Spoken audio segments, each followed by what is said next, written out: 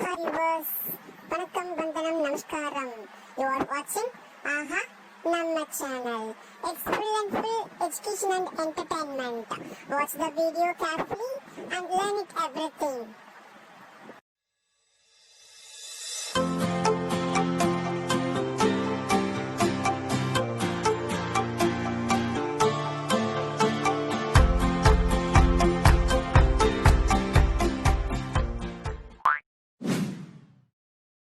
Squares and square roots. Properties of square numbers. Let's look at some general properties of square numbers. Let us take a look at the squares of numbers from 1 to 20.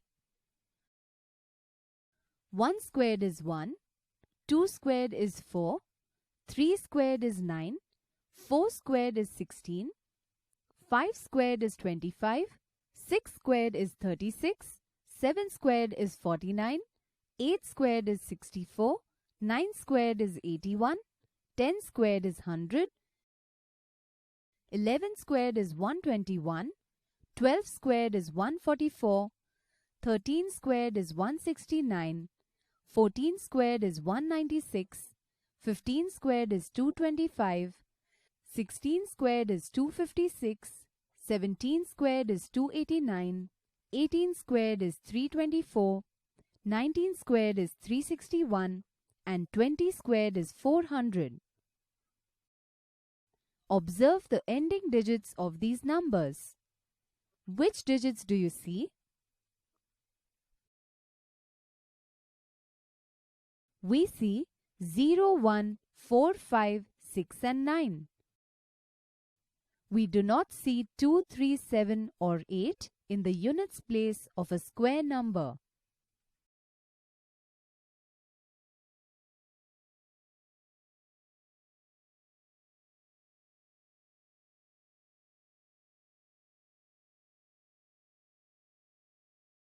Which of these would have the digit 1 in their units place? Look at the squares of the numbers from 1 to 10. You can see that if the digit in the units place of the original number is 1 or 9, then the digit in the units place of the square is 1. You can check here too. So let's answer the question. We have to look for numbers which have 1 or 9 as their last digit. Here, 29 and 101 have 9 and 1 in their units place. Therefore, 29 squared and 101 squared must have 1 in their units place. Which of these would have the digit 6 in their units place? Look at the squares of numbers from 1 to 10. You can see that if the digit in the units place of the original number is 4 or 6, then the digit in the units place of the square is 6. You can check here too.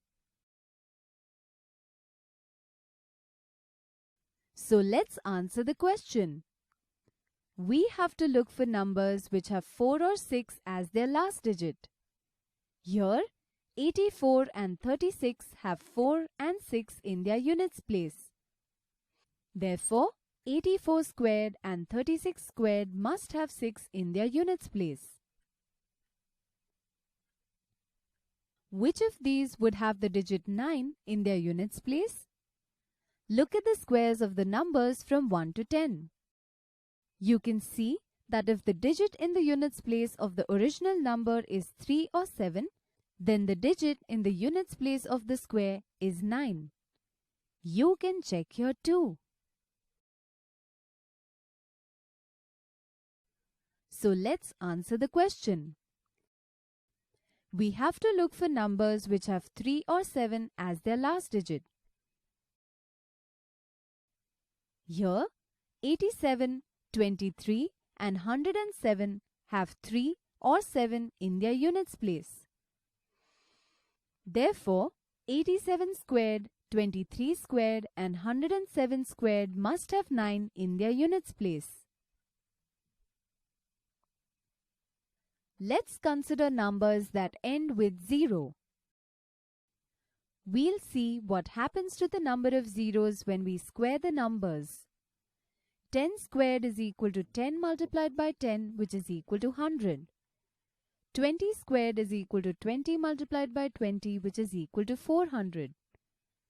If the original number ends in 1 0, then square ends in 2 zeros.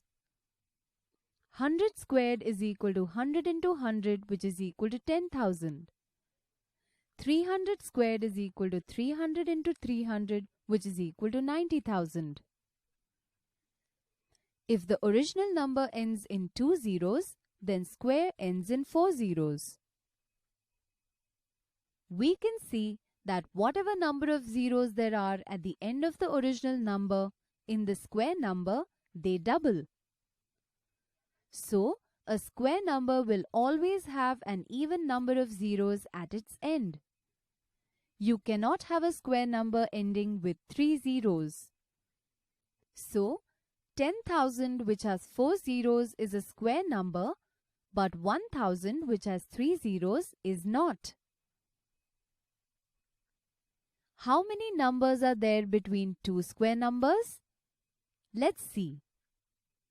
We can consider the squares of 2 and 3. 2 squared is equal to 4 and 3 squared is equal to 9. How many numbers between 4 and 9? 5, 6, 7, 8. So 4 numbers between 2 and 3. And, as you know, all these are non-square numbers. How many numbers between 3 square and 4 square?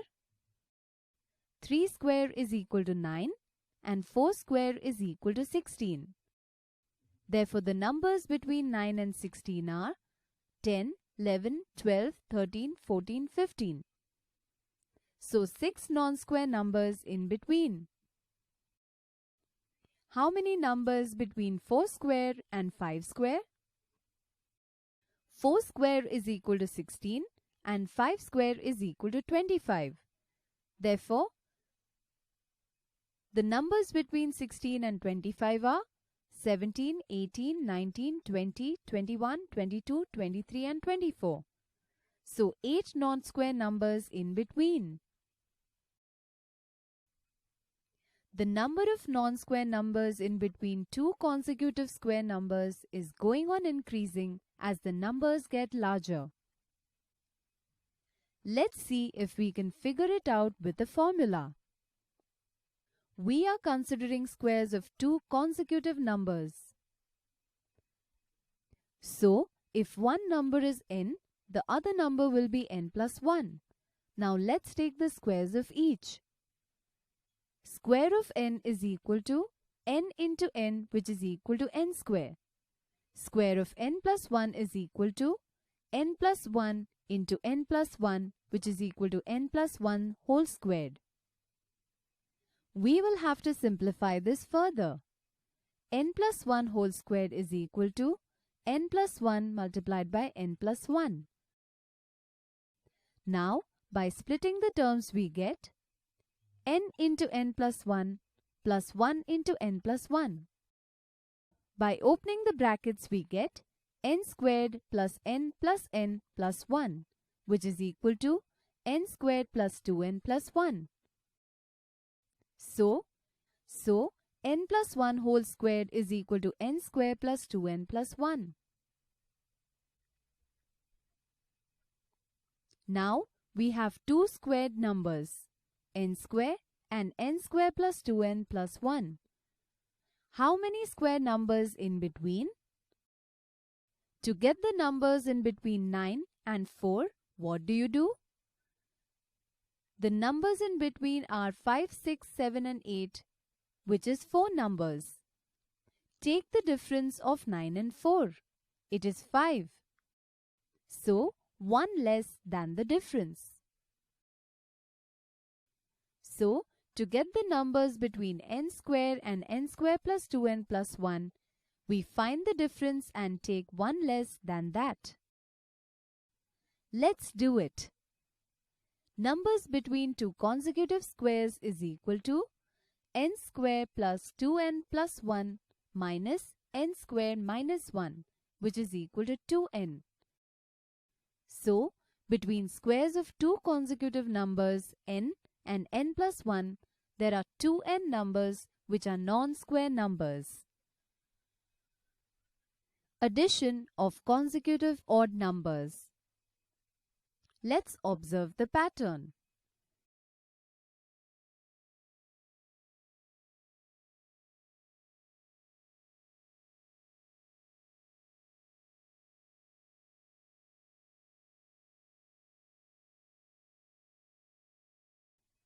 If there is addition of one consecutive odd number, then sum is 1 squared. If there is addition of two consecutive odd numbers, then the sum is 2 squared. If there is addition of three consecutive odd numbers, then the sum is 3 squared. If there is addition of four consecutive odd numbers, then the sum is 4 squared. If there is addition of 5 consecutive odd numbers, then the sum is 5 squared. Therefore, 1 plus 3 plus 5 plus 7 plus up to n consecutive odd numbers is equal to n squared. So we can say that the sum of n odd natural numbers is n squared. Here's something interesting.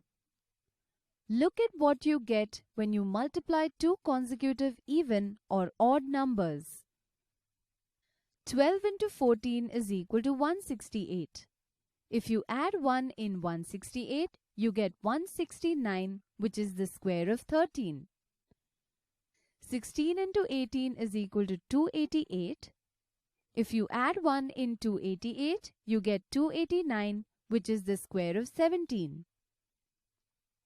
13 into 15 is equal to 195, and 195 plus 1 is equal to 196, which is the square of 14. 31 into 33 is equal to 1023, and if you add 1 in 1023, you get 1024, which is equal to 32 squared. In general, you can say if you add 1 into the product of two consecutive even or odd numbers, you get the square of the middle term. How can you find the square of a number? By actually multiplying the number by itself. That we already know. Is there another way? Let us try to find the square of 23. 23 squared is equal to 23 into 23. This can also be written as 20 plus 3 multiplied by 20 plus 3. By opening the brackets, we get 20 multiplied by 20 plus 3 plus 3 multiplied by 20 plus 3. Therefore, 23 squared is equal to 400 plus 60 plus 60 plus 9, which is equal to 400 plus 120 plus 9, which is equal to 529, which is the square of 23. It is just another way of multiplying. Let's try to find the square of 37 by the same way. 37 squared is equal to 37 multiplied by 37. This can also be written as 30 plus 7 multiplied by 30 plus 7. By opening the brackets, we get 30 into 30 plus 7 plus 7 into 30 plus 7, which is equal to 900 plus 210 plus 210 plus 49, which is equal to 1369, which is the square of 37. We also have something called Pythagorean triplets. What is 3 squared plus 4 squared? 3 squared plus 4 squared is equal to 9 plus 16, which is equal to 25. But we know that 25 is 5 squared. So we can say that 3 squared plus 4 squared is equal to 5 squared. This is a special case. So we can call the numbers 3, 4 and 5 a Pythagorean triplet. There are a few more. 6, 8 and 10 is a Pythagorean triplet too. Let's check this. 6 squared plus 8 squared is equal to 36 plus 64, which is equal to 100, and 100 is equal to 10 squared. So yes, this is a Pythagorean triplet. Have a look at this equation. 2m whole squared plus m square minus 1 whole squared is equal to m square plus 1 whole squared, where m is greater than 1 and is a natural number. But how do we know the left-hand side of the equation is equal to the right-hand side of the equation? Let's prove this first. Left-hand side is equal to 2m whole squared plus n square minus 1 whole squared, which is equal to 4m square plus m raised to 4 minus 2m square plus 1, which is equal to m raised to 4 plus 4m square minus 2m square plus 1, which is equal to m raised to 4 plus 2m square plus 1, which is equal to m square whole squared plus 2m square plus 1, which is equal to m square plus 1 whole squared, which is equal to the right hand side. Therefore, LHS is equal to RHS is proved. So the terms of the equation 2m, m square minus 1 and m square plus 1 forms a Pythagorean triplet. If we have given one member of a Pythagorean triplet, we can easily find the other two members using these terms. Let's solve the problem. Find the Pythagorean triplet in which one member is 18. As we know, 2m, m square minus 1 and m square plus 1 forms a Pythagorean triplet. First, if we take m square plus 1 is equal to 18. To simplify this equation for m, we move 1 to another side, so we get m squared is equal to 18 minus 1. Therefore, m squared is equal to 17. But if we take the square root of 17, value of m will not be an integer. Now, if we take m square minus 1 is equal to 18, therefore m squared is equal to 18 plus 1. Therefore, m squared is equal to 19. But if we take the square root of 19, again the value of m will not be an integer.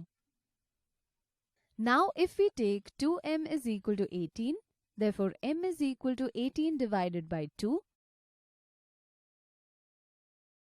which is equal to 9. Therefore, we get 2m is equal to 18. Now we plug the m value into another two expressions. M square minus 1 is equal to 9 square minus 1 is equal to 81 minus 1, which is equal to 80. M square plus 1 is equal to 9 square plus 1, which is equal to 81 plus 1, which is equal to 82. Therefore, 18, 80 and 82 forms a Pythagorean triplet. Pythagorean triplets can be sides of a right-angled triangle. The two smaller numbers are the two sides that form the right angle, and the biggest number is the length of the hypotenuse. In a right-angled triangle ABC, measure of angle B is equal to 90 degrees. If AB is equal to 6 centimeters and BC is equal to 8 centimeters, what is the length of AC? Sides of a right-angled triangle form a Pythagorean triplet. In this triangle, as measure of angle B is equal to 90 degrees, side AC is the hypotenuse and therefore the longest side. AB square plus BC square is equal to AC square. Therefore, 6 square plus 8 square is equal to AC square. Therefore, 36 plus 64 is equal to AC square. Therefore, 100 is equal to AC square. So, length of AC is equal to 10 centimeters. How do we find the square of a negative number? Let us try to find the square of minus 5. Minus 5 square is equal to minus 5 into minus 5. Therefore, minus 5 squared is equal to 25. Let us try to find the square of minus 3. Minus 3 square is equal to minus 3 into minus 3. Therefore, minus 3 squared is equal to 9. The square of a negative number is always positive. So, what's the square root of 25? We know that 5 into 5 is equal to 25. So, 5 is the square root of 25. But, minus 5 into minus 5 is also 25. So, minus 5 is also the square root of 25. Therefore, 25 has two square roots, 5 and minus 5. In fact, every perfect square has two integer square roots, a positive integer and a negative integer with the same numerical value. But don't worry, in this whole lesson, we are absolutely not going to consider the negative square root.